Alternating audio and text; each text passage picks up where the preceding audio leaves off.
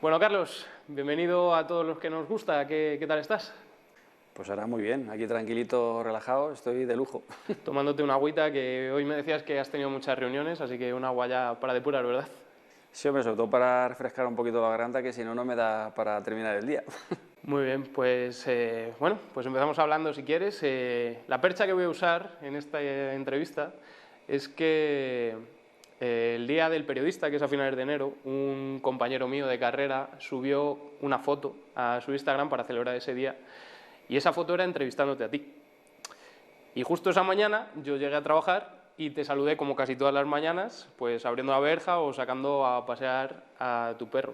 Y dije, joder, cómo cambia la vida, ¿eh? Y lo relativo que es todo. O sea, para este compañero mío el culmen de su carrera periodística había sido entrevistarte y esa misma mañana pues yo te vi sacando el perro y te dije, buenos días, Carlos, ¿qué tal? Bien, bien, venga, va por otra mañana de trabajo. ¿Cómo cambia la vida, verdad? Sí, lo importante de más que cómo cambia es que tienes que estar preparado para cualquier cosa en esta vida, ¿no? Al final, cuando estás encima de la bicicleta, en mi caso he tenido la oportunidad de brillar y de conseguir los objetivos que me marqué, pero tengo muchos compañeros que por diferentes circunstancias han tenido que dejar, tuvieron que cortar su carrera deportiva antes, ¿no? Entonces, como nunca sabes lo que va a pasar en esta vida, pues al final tienes que estar preparado para todo, ¿no? Antes estaba preparado para entrenar todos los días y para conseguir mis objetivos encima de una bicicleta y ahora pues disfruto de otra manera, ¿no? Al final tienes que encaminar tu vida, esta vida no deja de ser como una escalera en la que vamos teniendo diferentes escalones, diferentes tramos, una vez es un poquito más duro, luego se suaviza un poquito y bueno, pues ahora estoy en un tramo en el que también lo estoy disfrutando porque al final estoy, pues bueno, como bien sabes, cerca de lo que me gusta, que son las bicicletas. Claro, porque para la gente que esté en casa y a lo mejor te tenga un poco perdida la pista, porque si después de dejar el ciclismo profesional te dedicaste a comentarlo y después de eso pues abriste una tienda de bicicletas. A lo mejor mucha gente ya no te ve por la televisión, pero bueno, ahí sigues tú, ¿no? Ligado al ciclismo. Sí, al final, cuando te gusta un deporte, al final sigues ligado a él de forma directa o indirecta, sigues haciendo cosas, ¿no? Y bueno, al final mi hijo también monta en bicicleta, mi hija montó en bicicleta también en su momento y la verdad es que, bueno, aunque yo ya no lo hago de forma diaria, sigo disfrutando de las carreras, sigo disfrutando de los chavalillos que los he visto cuando tenían 6 añitos ya, algunos tienen 12 o 13 y algunos un poquito más mayores, evidentemente, y la verdad es que bueno, pues en ese sentido sigo ligado, ¿no? ¿Por qué decidiste abrir un negocio, una tienda de bicicletas? Bueno, pues como cualquier empresario, al final estamos un poco locos, ¿no? Aquellos que montamos en bicicleta y que te tiras a 100 por hora en una bajada, pues la gente dice, vosotros muy cuerdos no estáis, ¿no? Pues yo creo que una persona que emprende un negocio, pues al final es porque buscas algo más y eres una persona inquieta, en mi caso soy una persona inquieta y bueno, pues al final haces algo que te gusta, ¿no? Y mejor mandar que te manden, ¿no? Siempre ha sido mucho mejor, aunque haya momentos evidentemente que sean también bastante complicados. Y eso que tú en tu carrera has tenido muchos momentos en los que te han mandado, ¿verdad? Sí, bueno, me han mandado hasta cuando ganaba, o sea, o sea, al final yo era Maldito un... pinganillo, ¿verdad? Sí, y sin pinganillo también, al final estás en un equipo y aunque seas el jefe de filas, pues tienes un jefe que está por delante, por encima de ti y bueno, pues tienes unas normas que hay que acatar y unas veces son más agradables y otras menos agradables, ¿no? Pero bueno, como todo en la vida. ¿Eres feliz en estos momentos? Yo sí, porque al final hago lo que me apetece y estoy siempre rodeado de la gente que me gusta, entonces en ese sentido no me puedo quejar de cómo me trata la vida. Porque durante la pandemia hubo muchísima gente que se volvió loca a comprar bicicletas. No sé si sigue esa tendencia de todo el mundo se quiso subir a una bici o a un sillín. No, hombre, ahora se ha parado mucho. Hubo un momento en el que ya no eran solo las bicicletas, sino todas las tiendas de deportes. La gente nos volvimos un poco locos porque, claro, teníamos que sacar ese estrés de ese mes y medio, 2 meses que estuvimos metidos en casa y que fue realmente duro para muchas familias y que hoy en día sigue siendo duro, ¿no? Evidentemente en nuestro sector hubo un boom grandísimo, cuando pudimos vender muchas bicicletas tampoco las había y ahora que hay bicicletas pues faltan un poquito la clientela, ¿no? Un poco la situación que estamos viviendo a nivel mundial hace que todos tengamos un poquito de miedo, la subida de la luz y todos los gastos que antes pues bueno, costaban 5, ahora cuestan 15, evidentemente en muchas familias eso se nota, ¿no? Y hay un sector de la bicicleta que lo está sufriendo mucho. Carlos, me decías que eres una persona inquieta. ¿Te ves toda la vida con tu tienda de bicicletas o ya estás pensando en nuevos proyectos? Bueno, ya sabes que siempre los proyectos siempre van apareciendo poco a poco y para cada cosa hay su momento, ¿no? Evidentemente para mí la tienda es un sitio de reunión, es un sitio donde al final vienen clientes, pero también vienen amigos y con el que compartes experiencias y momentos. Al final la vida también consiste en compartir esos momentos, no solo en vender una bicicleta. Evidentemente yo, para que mi negocio funcione, tengo que vender bicicletas y tengo que vender accesorios y tengo que vender complementos para que poder pagar a mi mecánico, los gastos que supone un negocio de estas características, pero bueno, siempre tienes la cabeza siempre, o tienes la mosca siempre detrás de la oreja que te está empujando a hacer cosas nuevas, ¿no? Las veces que he pasado a tu negocio me ha dado la sensación de que es más que una tienda de bicicletas. Lo que tú decías es un espacio de reunión. No sé si esto viene un poco de iniciativa tuya propia o te rodeas de gente que te sabe asesorar muy bien. Hombre, todos necesitamos ayuda en todos los sentidos, ¿no? Aquí no hay nadie que nazca aprendido de todo y al final lo importante es tener gente buena con experiencia que te pueda asesorar, que te pueda ayudar y que pueda encaminar las cosas, sobre todo para que bueno, en un futuro los momentos de arranque siempre son difíciles para cualquier negocio, pero cuando tienes gente que tiene experiencia y que te marca un poquito el camino y tal, pues siempre todo es mucho más suave que de otra manera, ¿no? Entonces en ese sentido, pues evidentemente todos necesitamos ese tipo de apoyo. Bueno, cuando he empezado a preparar esta entrevista me he dado cuenta de que justo se cumplían 15 años de aquella victoria en el Tour. Lo hemos estado hablando antes, me decías que, bueno, yo te decía que te tendríamos que hacer un homenaje y tú me decías bueno, que tampoco lo necesitas, ¿no? No, yo ya sabes que soy una persona muy tranquilita y que me gusta salir con mi perro por ahí. O sea, no necesito estar en el burullo para sentirme feliz, ¿no?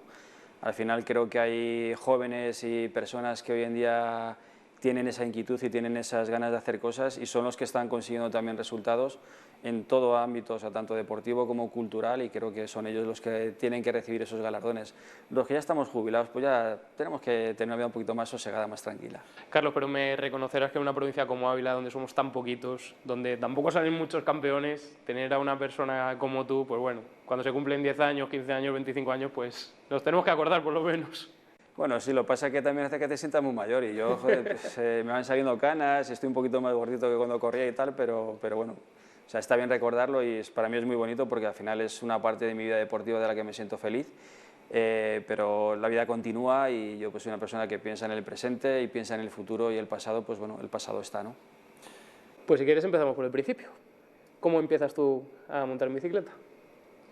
Bueno, pues al final empiezo con 8 añitos a competir, con 6 añitos así, pues ya heredé una de las bicicletas de mis hermanos y aprendí a montar en bicicleta. Me enseñó una prima que vivía con nosotros, mi prima Isabel, y nada, pues mi padre fundó la escuela de ciclismo, la Peña Ciclista Ángel Arroyo, posteriormente la fundación, y bueno, pues en aquel momento en el que había tantos problemas con las drogas y los jóvenes pues ya teníamos unas vidas un poquito más cómodas, no había tantas necesidades, pues hubo mucha gente, muchos jóvenes que se quedaron en el camino pues por las drogas, ¿no? Entonces un grupo de personas, entre ellos mi padre, un poquito como pionero, pues formó lo que fue la escuela de ciclismo para dar una oportunidad a todos esos chavales, y bueno, en aquel momento tuvimos, empezaron gente más mayor, y bueno, pues luego se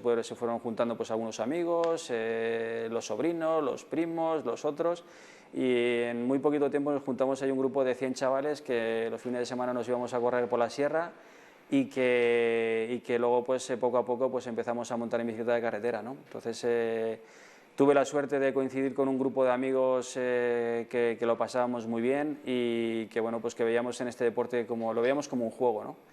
Y gracias a ese juego pues fuimos creciendo poco a poco y bueno, pues esa parte fue, yo creo que la base principal para que bueno, pues cuando tuvimos que ya exigirnos, llegásemos frescos mentalmente y pudiésemos afrontar los retos de una manera muy diferente.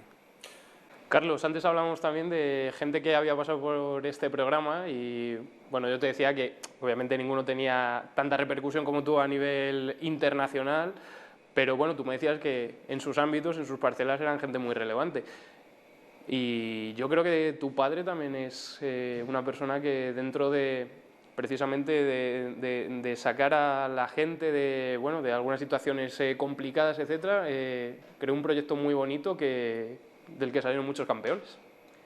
Sí, al final lo más bonito de ese proyecto es la cantidad de personas que hemos tenido la suerte de formarnos en un ambiente, como él llamaba, puro y sano, ¿no? Entonces, en ese sentido, unos pocos tuvimos la suerte de ganarnos la vida con la bicicleta y de triunfar en el mundo de la bicicleta, y otros muchos han viajado por medio mundo y otros muchos han tenido pues, unas bases para poder afrontar su vida de una manera mucho más, sobre todo encaminar su vida de una manera un poquito más clara, ¿no? Porque muchas veces cuando tienes estas edades hasta los 17, 18 años, todos tenemos dudas, la fiesta está ahí, ves a los amigos que se lo pasan bien, tú tienes que acostarte pronto para ir a entrenar. Entonces, bueno, esa exigencia y un poquito esa vida un poquito de monje, ¿no? En muchos casos, cuando ves que tus amigos con esa edad se lo están pasando bien y que tú tienes que hacer unos sacrificios y unos esfuerzos, también mentalmente te preparan mucho para la vida, ¿no? Entonces, yo creo que esa vida o ese camino que él nos enseñó, pues ha permitido bueno, pues que forjemos un presente y un futuro muchos de nosotros. ¿Y en qué momento te dices, me voy a dedicar a esto profesionalmente? O sea, voy a vivir de esto, creo que puedo hacerlo, creo que puedo llegar y lo voy a conseguir. Bueno, eso es complicado, ¿no? Al final llegas al campo amateur y ya, pues bueno, ya te juntas con un grupo de chavales que tienen todos un nivel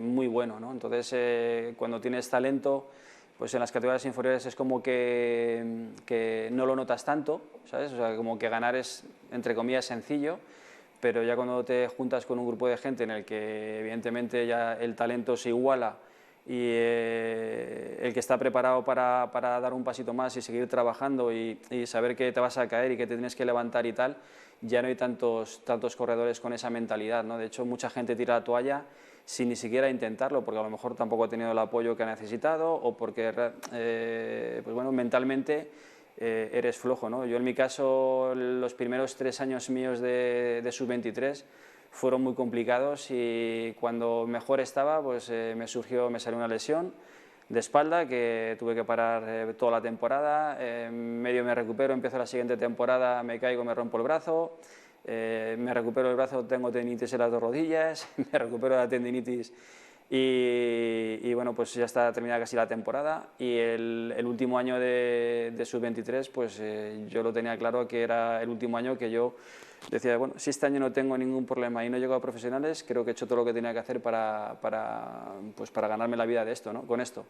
Y gané las primeras 7 carreras que corrí y, bueno, evidentemente pues hubo un cambio muy importante y es como que llega tu momento, lo aprovechas y surgió la oportunidad que me dio Manolo Sainz para irme a la 11 a mitad de temporada y, bueno, pues correr el Tour del Porvenir, una vuelta como la Guillermo Tell en Suiza. Y en la primera carrera que hice como profesional hice el 21, me parece que fue en la París-Niza, en el Tour del Porvenir, y en la Guillermo Tell hice el 10º en la general. Entonces, pues bueno, eso ya me dio un empujoncito muy importante de cara a que bueno, pues a nivel internacional también los equipos me conociesen y a los 4 años, pues bueno, cambié de equipo, ¿no? ¿Te forjaron el carácter esos 3 años? Al final el carácter te lo forja toda una vida, ¿no? Y te forja también dependiendo de las personas que tengas a tu lado, que te sepan animar cuando lo necesitas y que te sepan calmar cuando te tienen que calmar también, ¿no? Porque cuando tienes las hormonas con 17, 18, 19 años como una montaña rusa en la que te vas a comer el mundo hoy y al mañana siguiente parece que se te ha caído encima, pues la verdad es que tener personas que te sepan entender, ¿no? Que te sepan llevar en esos momentos creo que es muy importante. Si quieres empezamos a hablar también del Tour de 2008. ¿Cómo preparas tú ese Tour? ¿Cómo llegas? Antes de empezar, ¿qué perspectivas tenías de esa carrera? Yo sabía que iba preparado y que era la oportunidad de mi vida. Entonces, al final... O sea, ¿tú eras consciente ya de que podías ganarlo? Sí, a ver, yo pensaba que 2 años antes ya tuve la oportunidad, en el 2006, pero bueno, hubo diferentes decisiones internas que no favorecieron mis intereses y que, bueno, pues yo tampoco estuve a la altura de la última contrarreloj, la penúltima contrarreloj y, bueno, pues al final se juntaron diferentes cosas que hicieron que a lo mejor tampoco era el momento de ganar el Tour aquel año, ¿no? Pero bueno, yo sabía bueno, pues que esa carrera se adaptaba muy bien a mis características Y al final esta vida es todo un aprendizaje, al final vas el primer año de esa carrera y es muy complicada, o sea, a nivel de nervios, de estrés, de situaciones difíciles, tienes que saberla superar, tienes que conocerla. Y bueno, pues al final, después de muchos años de aprendizaje en el Tour de Francia, pues trabajando para otros compañeros y haciendo cosas que bueno, pues son menos vistosas en muchos casos, coges esa experiencia y yo sabía que ese año, por la forma que tenía por cómo estaba todo organizado, sabía que era una de las oportunidades más importantes de mi vida, ¿no?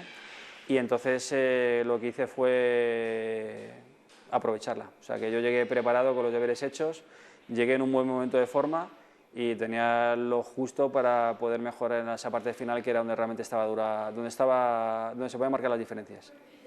Y sin duda alguna, Alpe d'Huez fue ese punto de inflexión en el que tú te coronas como el rey del ciclismo en 2008. ¿Qué piensas antes de ese ataque? Pues la verdad es que intentas pensar poco, porque al final es un día era un día muy largo. Lo tenías marcado. Sí, sí, al final era la última etapa de montaña, venía después de otra etapa de montaña que había sido realmente dura y muy exigente, y estábamos en la última semana del Tour de Francia, que las fuerzas ya empiezan a flaquear y que mentalmente mucha gente también está tocadilla, ¿no? Entonces, en ese momento solo piensas que allí está, que esa es tu oportunidad y que tienes que hacer todo lo posible para que esa oportunidad se haga realidad, ¿no?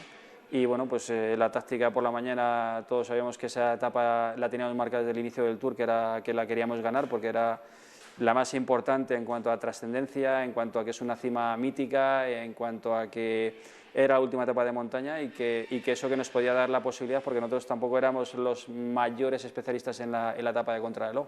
Entonces había que marcar diferencias si queríamos garantizar una parte de ese Tour. ¿Y cómo se fue desarrollando ese ascenso a Alpe d'Huez? ¿Tú qué ibas pensando? ¿Apretar, apretar, apretar? Eso se piensa poco. No, yo arranqué desde abajo porque sabía que esa etapa, con lo dura que fue, porque subíamos un puerto de segunda categoría, luego teníamos uno de primera categoría que era Loutaret, Galibier que era categoría especial, luego se subía la Croix de Fer que también era categoría especial y Alpe d'Huez. Entonces eran 215 kilómetros más o menos, 6 horas encima de la bicicleta, era un tramo casi 40 grados de temperatura entre los dos puertos especiales y fue una carrera muy rápida y muy difícil, ¿no? Entonces cuando todo el mundo llega y ese momento que estás cansado, que estás agotado, pues el que llega fresco mentalmente es el que dice, bueno, aquí te la tienes que jugar sí o sí, ¿no? Y yo me la jugué desde abajo. Y el inicio no fue sencillo porque no se marcaban tiempos, atrás arrancaba todo el mundo, pero según pasó el kilómetro 4, pues es como que pasé de tener 20 segundos a tener 35, 45, 50, pam, pam, pam, hasta 2 minutos y medio en la cima prácticamente, ¿no? Que luego, bueno, pues un poco por la celebración perdí ahí un poco unos segundos, pero esa etapa era para celebrar, no podías estar allí tampoco apretando hasta el último momento. Hay que disfrutar también incluso en el ciclismo. Sí, al final piensa que cuando tienes la capacidad de sufrir, al final es una manera de disfrutar también. O sea, parece una contradicción, pero los cerdos ni sufren ni padecen. Esperan que llegue San Martín para meterlos ahí el y poco más, ¿no? Pero nosotros tenemos la suerte de poder sufrir y poder gozar. Y cuando tú puedes sufrir encima de la bicicleta, al final estás haciendo pues, algo que te gusta y que ese esfuerzo y ese sacrificio y ese dolor en muchos momentos se convierte en una motivación y se convierte en algo que es único, ¿no? Que cuando lo tienes ahí, cuando lo has vivido o lo puedes vivir, es algo, o sea, vamos, es un subidón total. Porque en España ha habido grandísimos deportistas, Rafa Nadal, Pau Gasol, por ejemplo, que ahora mismo han retirado su camiseta los Lakers, pero tampoco hay tantos deportistas que hayan creado momentos tan mágicos quizás como el que tú creaste en ese puerto, o por ejemplo el gol de Iniesta, se me ocurre. Es que es muy difícil eso, crear una emoción como la que vosotros creasteis. Bueno, depende de quién lo vea, ¿no? Al final, esto es como todo. Yo creo pero bueno, yo creo que yo no soy un artista, pero yo creo que los músicos o cuando escuchas a gente cantar y los estás escuchando en una televisión, ya cuando los escuchas en directo ya es la caña, ¿no? Pero cuando los escuchas en la televisión, tú estás sentado en el sofá de tu casa y ves cómo te transmiten esa emoción, o cuando ves a un ciclista o un deportista sufrir y conseguir su objetivo y tal, Yo creo que es algo maravilloso y, como tú dices, algo mágico que traspasa más allá de la televisión, ¿no? Y que hace que, pues, que la gente nos sintamos viva, ¿no? Entonces yo creo que eso es bonito y, evidentemente, pues, bueno, cuando ves a uno de los tuyos, pues más todavía. Carlos, ¿sabes qué curva tiene tu nombre en Alpe d'Huez? Sí. ¿Cuál? La 17. Bien. Es que o sea, la última vez que subí allí fue a los pocos años de retirarme y me dijeron de subir al Alpe d'Huez y dije que no, que yo subía hasta allí porque no quería joder aquel momento mágico, pues años después en los que ya no podía subir tan deprisa, ¿no? Claro, te iba a preguntar por eso, que si habías vuelto allí. Sí, he vuelto, pero ya o sea, me queda la curva 17 y he subido en coche.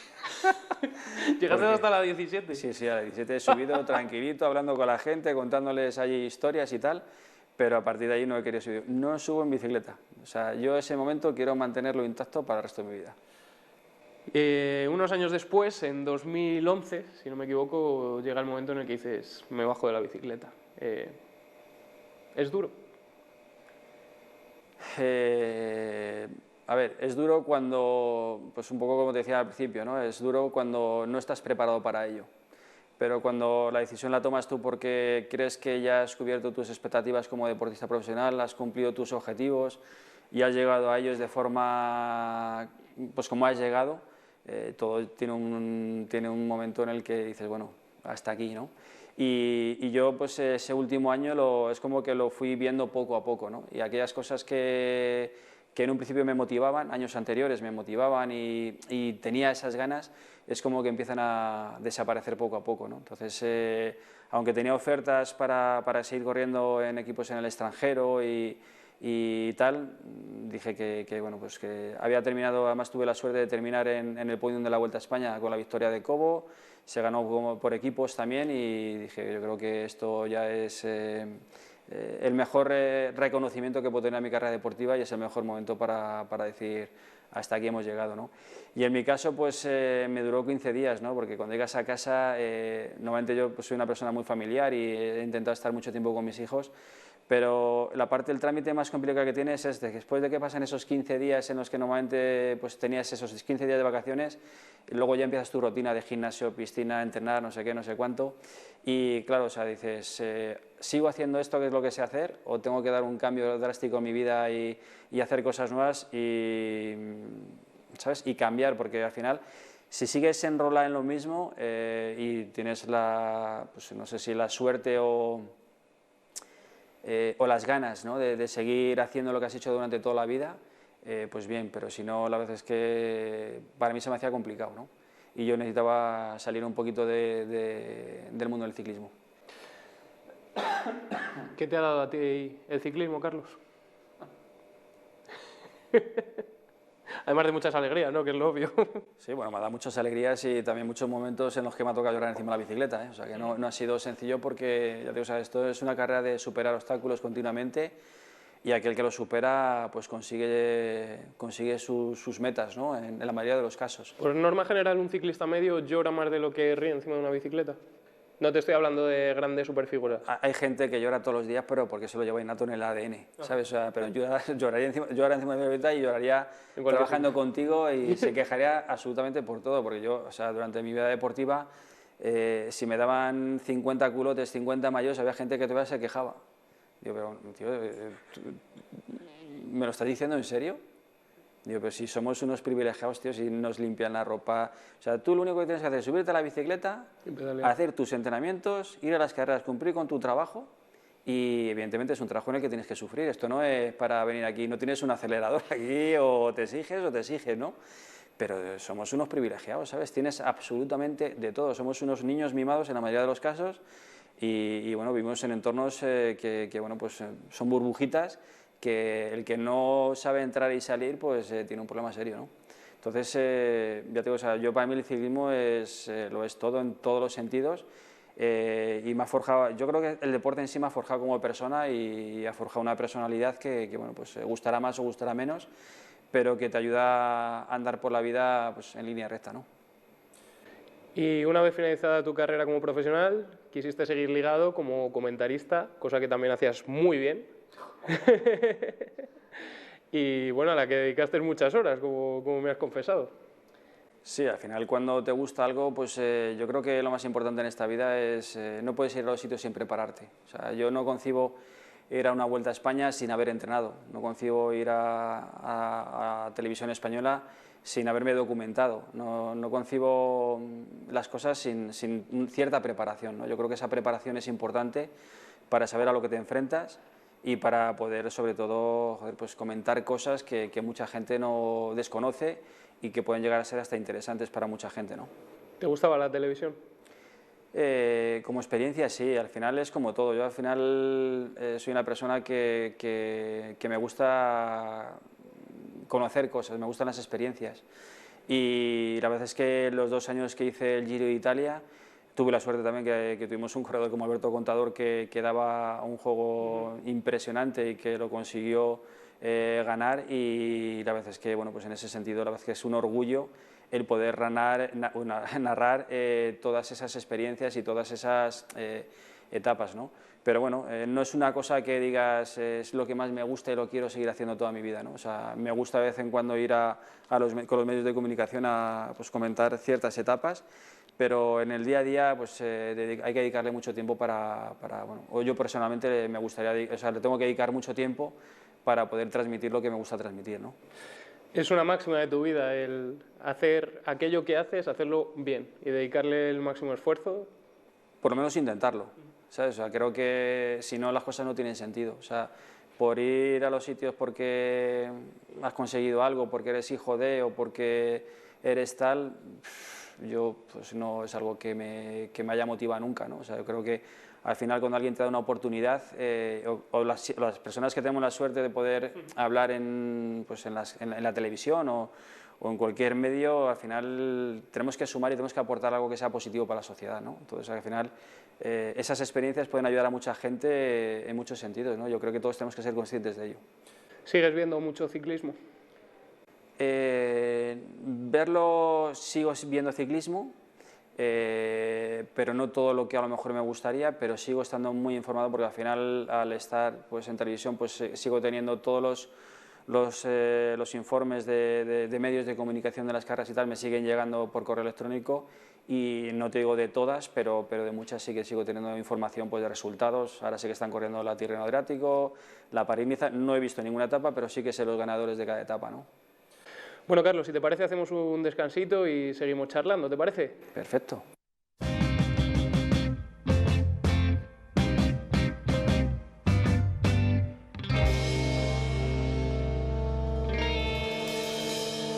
Carlos, estamos de vuelta, ¿qué tal te lo estás pasando? Bien, la verdad es que al final es una entrevista fácil porque me preguntas solo por mí. Si me preguntas ya por logaritmos y por álgebra o aritmética, ya me vas a poner en algún aprieto más. Lo interesante de estas entrevistas es que al final pregunto a las personas por los temas que dominan, en tu caso el ciclismo, así las bicicletas, así que fácil. Te iba a preguntar, después de bueno, tu carrera como profesional, estar comentando ciclismo profesional, ¿nunca te has planteado trabajar para algún equipo, volver al ruedo? Bueno, de hecho me lo han ofrecido en varias ocasiones y siempre le digo lo mismo, digo, pero ¿qué es lo que quieres que haga? No, tal, quiero que hagas esto y tal, pero eso es el manager, no, el manager soy yo. Y yo cuando tengas un trabajo que esté por encima del manager, me llamas y dices, pero eso es Dios, digo, pues eso quiero ser yo, dentro de un equipo, ¿no? Al final, yo creo que como todo en la vida, al final, yo como te decía al principio también, soy una persona muy familiar, y durante todo este tiempo he tenido la suerte y la oportunidad de disfrutar de mis hijos. Al final, cuando corría en bicicleta, me tiraba 200 días fuera de casa mínimo y al final pierdes muchos momentos de su infancia, ¿no? Pero bueno, yo al retirarme también relativamente pronto, pues sí que he podido disfrutar de ellos, les he podido acompañar, y bueno, pues ahora ya que ellos empiezan sus andaduras un poquito ya por libre, pues bueno, tengo más tiempo. Y bueno, nunca digo que no, ¿sabes? Pero de momento no he encontrado aquello que me gusta o que me halague tanto como para decir, voy para allá. Durante los últimos años hemos visto cómo ha aumentado bastante la afición a montar en bici. Quizá ahí, en la pandemia, como decíamos antes, fue como ese ya gran impulso que se le dio al mundo de la bicicleta, aunque en nuestra provincia siempre ha habido muchísima gente que ha montado en bicicleta. y muchísima gente aficionada al ciclismo. Pero lo que sí que he notado es que en los últimos años, según ha ido aumentando esa afición a montar en bicicleta, sí que ha disminuido un poco la afición a ver ciclismo por televisión, al ciclismo profesional. ¿A qué crees que se debe todo esto? A ver, yo creo que hay una demanda en televisión muy grande en todos los sentidos. Antes, hace unos años, había 3 deportes. Hoy en día hay, afortunadamente, cientos. ¿Vale? Entonces, yo creo que todo se ha,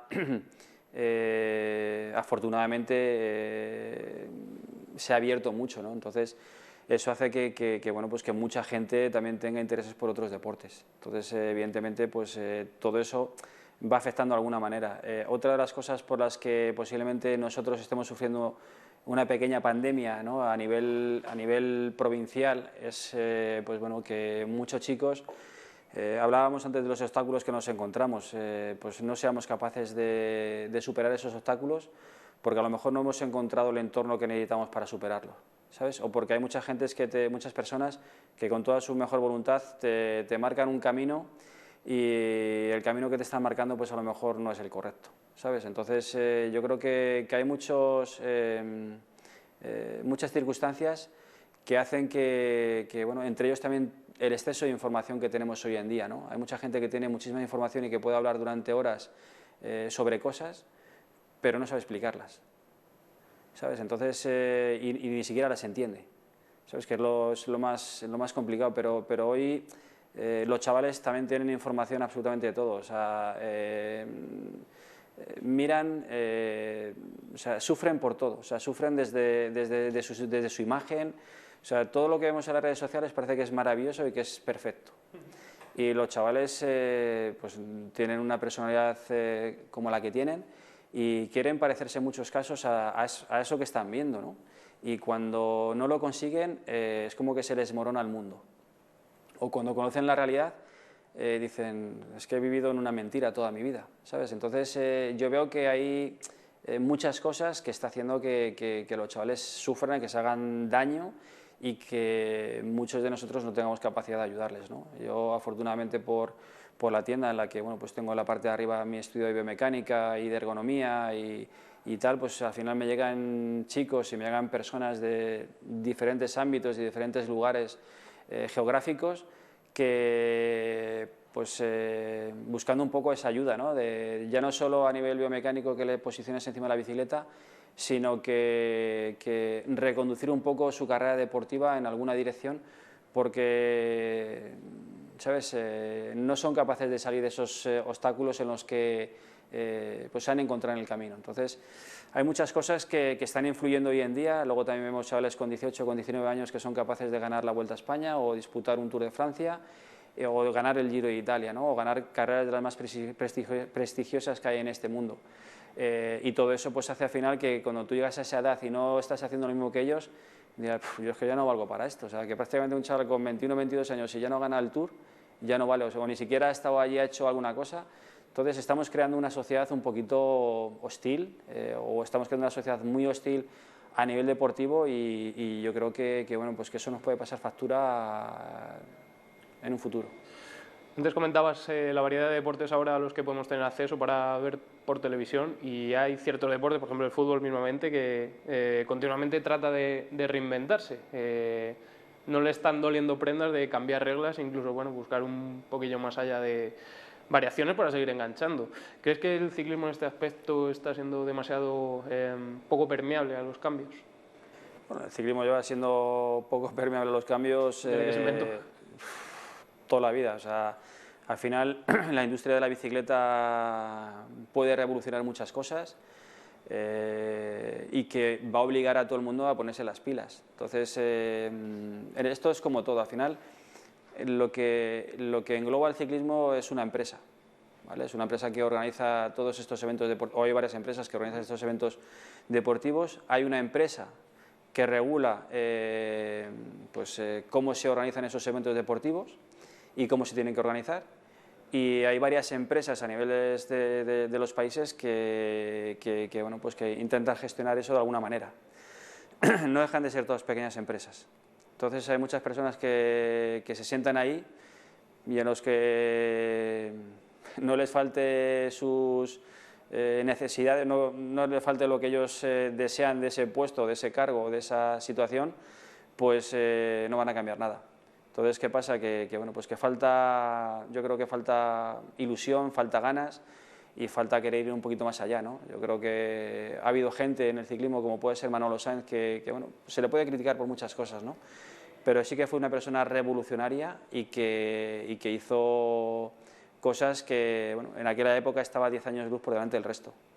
Entonces, cuando hay gente que ves que te superan en todos los sentidos, vamos a poner la zancadilla que lo único que puede hacer es quitarme aquí el puesto de trabajo y esto pues no está bien, ¿sabes? Entonces, yo creo que todas esas trabas que hay en este mundo pues están haciendo que evidentemente pues que este ciclismo sea muy clasista en muchos sentidos y que la evolución pues que la puede haber de muchas maneras y que puede ser revulsivo porque se puede cambiar el formato y porque se pueden hacer cosas, no se está haciendo. ¿Hasta qué punto es culpa también de los ciclistas esto? Es que ya no se ven ataques como el tuyo, por ejemplo. A ver, yo creo que hemos visto carreras muy bonitas y yo creo que no es culpa de los ciclistas, o sea, no es culpar a alguien en sí, ¿no? Al final es una situación en la que tú te ves envuelto y que al final tú lo que quieres hacer es ser lo más eficiente y rentable posible para conseguir tu objetivo. Entonces, al final, vives en un entorno que está limitado por los límites que hay, de las normas y de las reglas que hay, y tienes que jugar en ese área, no puedes hacer ninguna otra cosa. Entonces, eso hace evidentemente pues, que todo sea diferente, ¿no? Pero si dejasen o intentasen probar cosas nuevas, reducir corredores, han reducido afortunadamente algún corredor en las grandes pruebas, si redujesen todavía eso más y diesen cabida a mucho más gente, la carrera estaría mucho más abierta y veríamos cosas realmente bonitas, pero los equipos también invierten mucho dinero en ciertos corredores, evidentemente quieren llevar todo lo mejor y eso pues hace evidentemente bueno, pues que haya muchas limitaciones en muchas circunstancias que hace bueno, pues que esos cambios que se podrían dar no se den. Y ya para finalizar esta conversación, decíamos antes, 15 años desde que ganaste ese Tour, también he mirado otra efeméride que se cumple este año y son los 20 años desde que el Chava falleció. Hablando de todo este ciclismo actual, de cómo los ciclistas intentan ser eficientes, parece mentira que 20 años después una persona como Chava siga siendo una leyenda del ciclismo cuando no llegó a ganar ninguna grande, por ejemplo, y seguramente a cualquier persona que le preguntes por la calle, en su top 3 de ciclistas españoles de toda la historia, te metería al Chava casi seguro. El Chava era único, era diferente. Entonces, cuando una persona es diferente, hace cosas diferentes. Entonces, José, pues como tú dices, no ganó ninguna vuelta, ni ningún tour, ni ninguna carreras importantes, pero bueno, no de 3 semanas, pero era capaz de hacer que la gente, o sea, transmitía su forma de correr más allá de la televisión. Entonces, emocionaba a la gente. Y eso pues la gente no lo puede olvidar nunca. Entonces no hay tanta gente en esta vida que pueda emocionar como él lo hacía. O sea, una persona con su envergadura, con su altura, que tenía más características de sprinter y de rodador que de escalador, hacer lo que él hacía en la montaña era único. Entonces pues, no sé, coges al Chava, coges a Pantani y bueno, pues la verdad es que lo puedes ver toda tu vida, ¿no? O sea, son corredores que eran diferentes. Y bueno, pues como todo en la vida tienes tus admiradores y tus detractores, ¿no? Y bueno, pues las leyendas al final se apagan posiblemente mucho más pronto que otras personas por diferentes circunstancias y porque al final bueno, muchos de ellos tampoco están preparados para dar ese salto a la realidad como de lo que hemos hablado anteriormente, ¿no? Entonces, o sea, el recuerdo que tengo del Chava es mágico porque a mí, o sea, tuve la suerte de compartir con él muchísimos momentos y siempre pues, puedes contar millones de anécdotas, ¿no? Y para terminar quiero contar sobre todo en un Tour de Francia en el que tenía una etapa puesta en la mira y terminó perdiendo 20 minutos y llegó a la meta y cuando le preguntaron a los periodistas dijo, lo importante es participar. Yo creo que el chaval era diferente, era único y tenía la capacidad de hacer eso y al día siguiente de hacer todo lo contrario y a dar una exhibición y cambiar el rumbo de la carrera por completo. Entonces yo creo que el mayor recuerdo que nos ha dejado, la mejor herencia que nos ha dejado José posiblemente sea esa, ¿no? Y una enseñanza de que al final no es lo que consigues, sino cómo lo consigues y sobre todo las ganas que le pones. Evidentemente, al final para conseguir cualquier cosa en la vida tienes que trabajar mucho. O sea, yo no creo que las cosas caigan del cielo absolutamente a nadie. O sea, cualquier cosa que quieras en esta vida tienes que luchar por ella, tienes que trabajar, tienes que sacrificarte, tienes que esforzarte. Son valores que hoy en día no les damos importancia, pero hay mucha gente que sigue haciéndolo porque sigue soñando con hacer cosas, ¿no? Y esas personas al final son las que consiguen ser diferentes. Pues Carlos, que sigas soñando con hacer cosas. Muchas gracias, espero que te lo hayas pasado bien y pues nada, nos vemos mañana, me imagino. Nos hace falta aquí el jamoncito para amenizar la tarde, ¿eh? Muy bien, bueno, pues mañana por la mañana, cuando abra la tienda, te llevo un platito de jamón, ¿te parece? Muy bien, eres un sol.